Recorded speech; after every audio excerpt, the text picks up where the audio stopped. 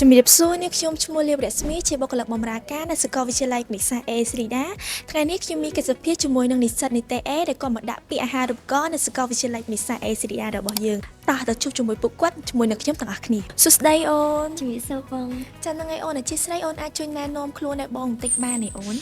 ចាបងខ្ញុំឈ្មោះវុឌ្ឍដានីសាដែលខ្ញុំជាសិស្សដែលទើបតែបញ្ចប់ការសិក្សាថ្នាក់ទី12មកពីវិទ្យាល័យចម្ពោះវ័នហើយខ្ញុំទទួលបាននីតិអេនៅក្នុងការប្រឡងបាក់ឌុបចាអូនជំរាបសួរបងខ្ញុំឈ្មោះរ៉ាប់ស្មេមឌីជាសិស្សថ្នាក់ទី12នៃសាលារៀនជីវិតថ្មីហើយទទួលបាននីតិអេផ្នែកវិទ្យាសាស្ត្រសង្គម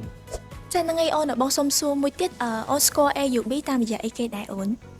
ចាប់អនខ្ញុំស្គាល់ AUB តាមរយៈបងដែលគាត់បានសិក្សាពីមុនក៏ដូចជានិស្សិតដែលគាត់ធ្លាប់សិក្សានៅសាលាសាកលវិទ្យាល័យពាណិជ្ជសាស្ត្រ AC Lida ហើយខ្ញុំក៏បានស្គាល់តាមរយៈបណ្ដាញសង្គមដូចជា TikTok ឬក៏ Facebook ដែរបងចាអូនវិញចំពោះខ្ញុំស្គាល់សាលានេះតាមរយៈការមកប្រឡង Public Speaking ជាភាសាអង់គ្លេសនៅហ្នឹងហើយដឹកនាំដល់នាយកសាលាផ្ទាល់ចាអូនកាលពីថ្នាក់ទី10ចាអូនចង់បងសុំសួរតិចអូនតាក់ទងនឹងការសិក្សានៅ AUB អូនជ្រើសរើសយកជំនាញមួយណាដែរចាបងខ្ញុំជ្រើសរើសយកជំនាញគ្រប់គ្រងធុរកិច្ចនិងសហគ្រាសចាអូនវិញចំពោះខ្ញុំគណនេយ្យបងសុំសួរមួយទៀតអូនតាក់ទងនឹងពេលដែលអូនមកដល់សាកលវិទ្យាល័យយើងភ្លាមណាអូនមានចំណាប់អារម្មណ៍បែបណាដែរពេលអូនមកដល់ណាចាបង